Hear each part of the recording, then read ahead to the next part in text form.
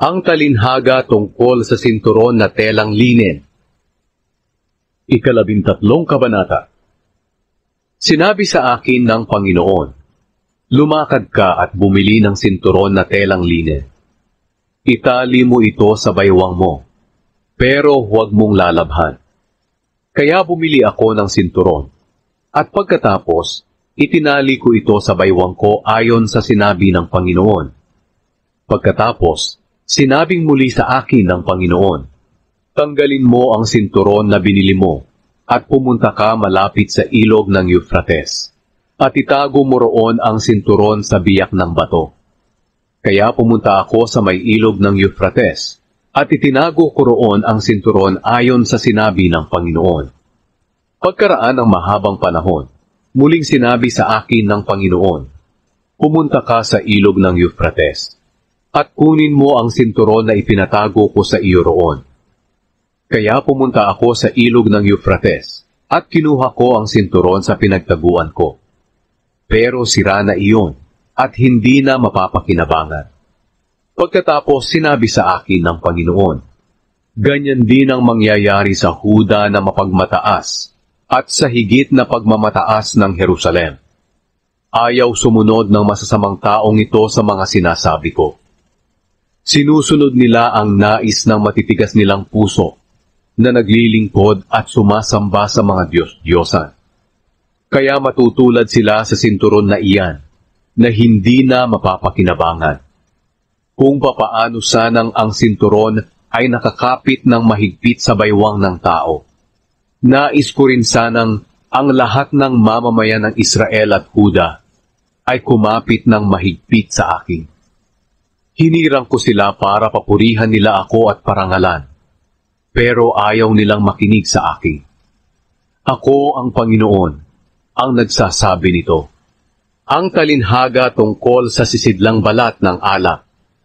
Jeremias, sabihin mo sa mga mamamayan ng Israel na ako ang Panginoon, ang Diyos ng Israel, ay nagsasabing ang lahat ng sisidlang balat nyo ay mapupuno ng alak. At kung sasabihin nila sa iyo, alam na naming mapupuno ng alak ang lahat ng lalagyan namin, sabihin mo sa kanila na ito ang ibig kong sabihin. Parurusahan ko ang lahat ng mamamayan ng lupain ito, na parang nilasing ko sila ng alak.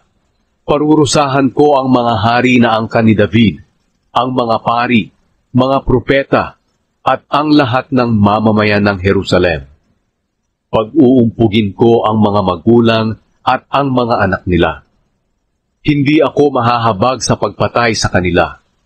Ako ang Panginoon, ang nagsasabi nito. Babala tungkol sa kapalaluan. Makinig kayong mabuti at huwag kayong magmataas dahil nagsalita ang Panginoon. Parangalan niyo ang Panginoon na inyong Diyos habang hindi pa niya ipinapadala ang kadiliman at habang hindi pa kayo nadadapa sa madilim na mga bundok.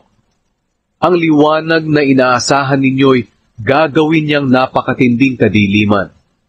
Kung ayaw pa rin ninyong makinig, iiyak ako ng lihim dahil sa pagmamataas ninyo. Iiyak ako ng malakas at dadaloy ang mga luha ko dahil bibihagin ang mga hinirang ng Panginoon. Inutusan ako ng Panginoon na sabihin sa hari at sa kanyang ina na bumaba sila sa trono nila dahil malapit ng kunin sa ulo nila ang magaganda nilang korona. Isasara ang mga pintuan ng mga bayan sa Negev. Wala nang makakapasok o makakalabas doon. Bibihagin ang lahat ng taga-Huda. Tingnan niyo ang mga kaaway na dumarating mula sa hilaga, O Jerusalem.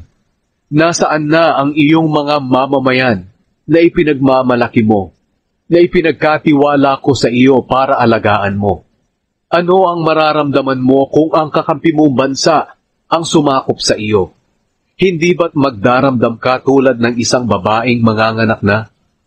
Kung tatanungin mo ang sarili mo kung bakit ka napahamak na parang babaeng pinunit ang damit at pinagsamantalahan, ito'y dahil sa napakarami mong kasalanan. Mapapalitan ba ng taong maitim ang kulay ng balat niya? Maaalis ba ng leopardo ang mga batik sa katawan niya? Hindi. Ganyan din kayong mga taga-Jerusalem. Hindi kayo makakagawa ng mabuti dahil ugali na ninyo ang gumawa ng masama. Sinabi ng Panginoon, pangangalatin ko kayo katulad ng iba na ipinapadpad ng hangin mula sa disyerto. Iyan ang kahihinatnan ninyo. Gagawin ko ito sa inyo dahil kinalimutan ninyo ako at nagtiwala kayo sa mga Diyos-Diyosan. Ibibilad ko kayo sa kahihiyan, gaya ng babaeng hinubaran.